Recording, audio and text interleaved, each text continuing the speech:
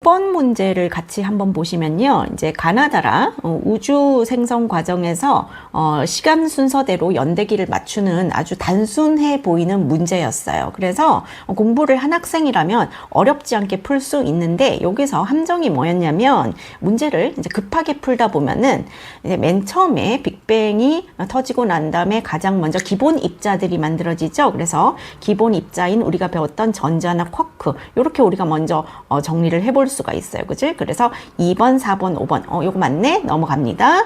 자, 그 다음에 쿼크 다음에 원자가, 아니, 이건 바로 날라가시고, 이제 4번, 5번인데, 전자랑 쿼크가 만들어지고 난 다음에 UUD, UDD가 모여서 양성자 혹은 중성자를 만들게 되는 게 그 다음 사건이죠. 자, 그래서, 둘 다 괜찮은데, 이렇게 갈 수가 있다는 얘기죠. 왜냐하면 이 수소 원자핵이 양성자니까요. 자, 그래서, 급하게 풀다 보면요. 그 다음에 우주 배경 복사, 그 다음 원자 생성 맞네? 이거 4번 고를 수 있습니다. 있을 수 있어요. 멍청해서 그런 게 아니고요. 그럴 소지가 좀 있습니다. 왜냐면 여기서 이제 원자라고 하는 게 수소 원자, 헬륨 원자 요거를 지칭해주지 않았어요. 사실은. 그래서 평가원이라면 이렇게 문제를 안 낼 거야. 그런데 그냥 원자라고 했기 때문에 우주 배경 복사가 생성되는 동시에 수소 원자랑 헬륨 원자가 거의 동시에 만들어졌죠. 자, 하지만 그 외 산소나 규소 같은 기타 원자들은 그 이후에 만들어졌기 때문에 4번을 정답으로 보면은 그래요. 답이 없었다면 4번도 답이 될 수가 있었어. 하지만 더 정확한 객관식 문제에서 더 정확한 선지가 있었죠. 우주 배경 복사가 만들어지고 그 이후에 은하가 만들어졌다. 그래서 정답은 5번이 되는 것인데요. 급하게 풀다 보면은 4번을 고를 수 있는 소지가 충분히 있었습니다. 이제 한번 볼게요. 자, 요 문제를 보면은, 우리가 통과 시험, 내신 시험은 특히 이게 몰라서 틀리는 게 아니구나. 실수로 틀리는 게 너무너무 많구나. 정말 꼼꼼해야 되겠다 하는 걸 다시 한 번 더 느낄 수 있게 해주는 문제였는데요. 먼저 보시면요. A, B, C, D 고르래. 이거 다 할 수 있습니다. 공부한 학생이라면 이거 시간 안 걸리게 할 수 있어요. 그죠? 수소고요. 그 다음에 산소, 플로린, 그 다음에 나트륨, 마그네슘 이렇게 나오죠. 그다음에 A2E는 액체 상태에서 전류가 흐르지 않는다. 공유결합이네. 자, 그러면 A랑 E는 다 비금속이네. 이 중에서 비금속은 3개가 있는 거야. 이거 H2O 얘기하는 거구나. 그러면 A가 H고요. E가 O였네. 이렇게 들어간단 말이야. 그치? 그러면 1대1로 만날 수 있는 게 C가 MgO가 돼야 되고요. 얘는 Na2O겠네. 그 다음에 기억은 이온결합이겠네. 이렇게 알 수 있고요. 그 다음 남은 게 뭐가 있지? F가 남았어요. 그러면 얘는 HF고 얘는 어떻게 된다고요? E가 O였으니까 OF2였다. 얘는 공유결합이다. 요거는 공부를 한 학생이라면 누구나 여기까지는 쉽게 갔어. 그지? 자, 그래서 선지만 잘 고르면 됩니다. 자, 기억은 공유결합이다. 틀렸네요. 그 다음에 C와 B는 C가 누군데요? O, B는 F야. OF2. 안정한 화합물을 만든다. 니은 맞네요. 그죠? 자, 그래서 틀렸고 맞고요. 그 다음에 A, B, C, D로 이루어진 안정한 원소 또는 화합물 중에서 이원자 분자는 3가지다. 자, 이거 맞다고 할 수 있어요. 정신없이 풀다 보면은. 왜 그러면 H2, O2, F2, 3가지 맞네? 이렇게 할 수 있죠. 자, 여기서 함정이 뭐였지? 안정한 원소 또는 화합물이라고 했어요. 자, 화합물의 정의는 2종류 이상의 원소로 이루어진 물질이죠. 자, 원소로 친다면 H2, O2, F2 3종류. 어쩌면 이렇게 맞지? 라고 디귿을 고를 수가 있는데요. 화합물. 다시 한 번 더 생각을 해야지. 우리 지금 여기 적어놓은 거 지금 다 화합물들이야.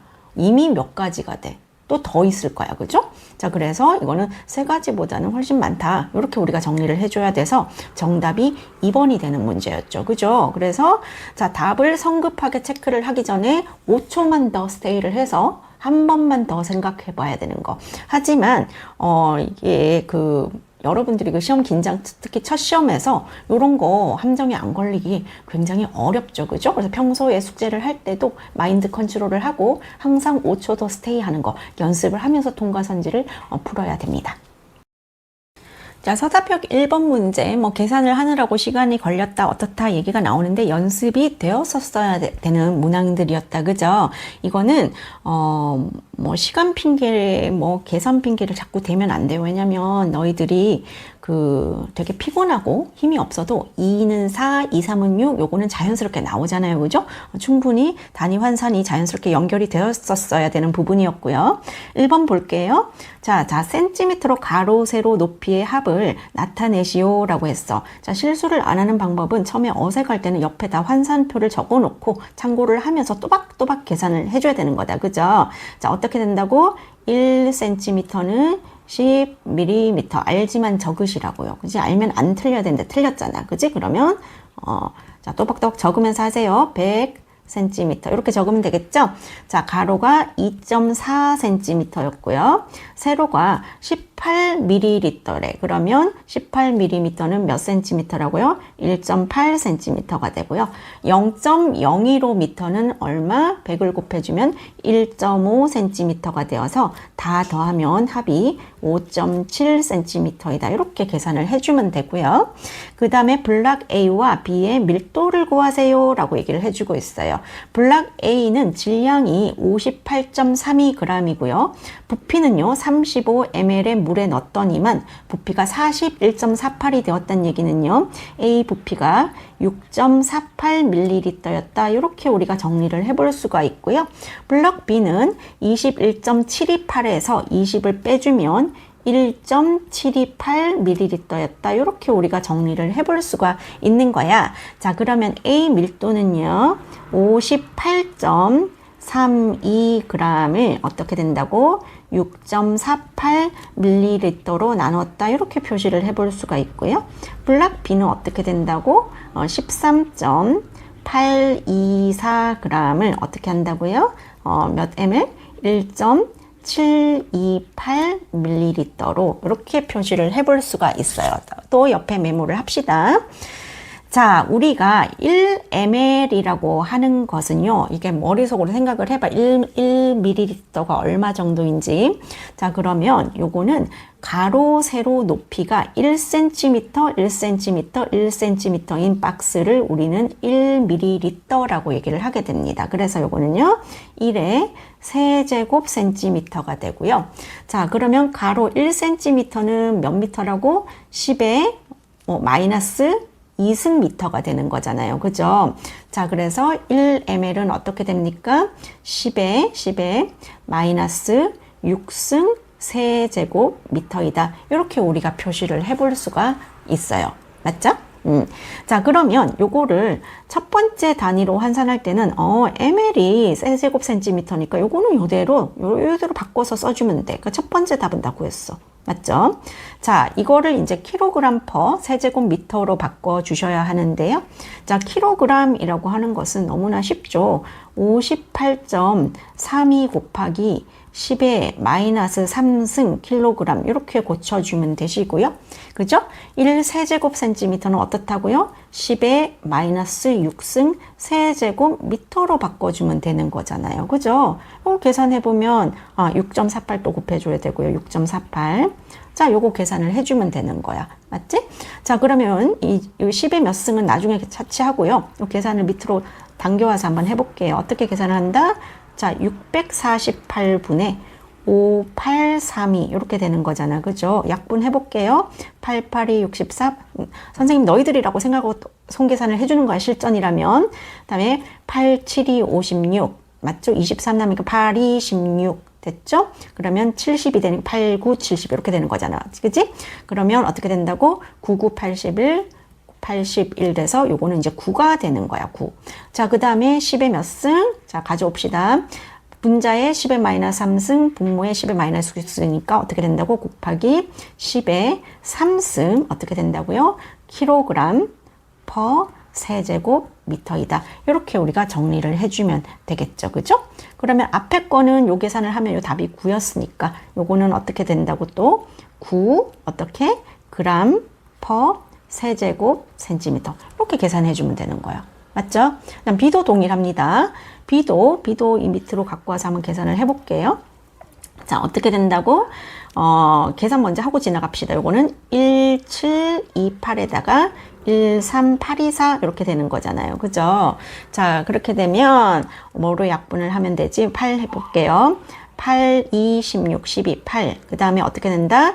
48이니까 8, 6이 48 이렇게 되네요. 그죠? 그 다음에 8, 1은 8. 그 다음에 어떻게 된다고? 58이 되니까 8, 7이 56, 22 되니까 8이 16 되죠? 64니까 8, 8이 64 이렇게 되고요. 그 다음에 또 8이 되나요? 8이 16, 그 다음 8, 7이 56 되고요. 8이 16, 그 다음에 12가 되니까 8, 1은 8, 그 다음에 되니까 48, 8, 6이 48 이렇게 되네요. 그죠? 자, 끝이 보입니다. 얼마로 나가면 되지?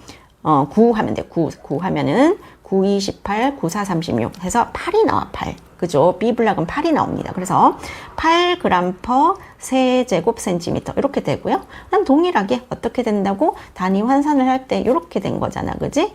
그래서 8 곱하기 10의 3승 어떻게? 킬로그램 per 세제곱미터 이렇게 우리가 답을 구해주면 되는 거지. 자, 1-3번도 한번 볼게요.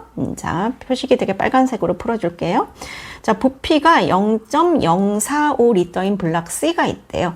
A랑 같은 물질로 만들어졌을 때, 또 B랑 만들어졌을 때 질량을 미리그램으로 구하세요 라고 얘기를 했었어요. 그죠?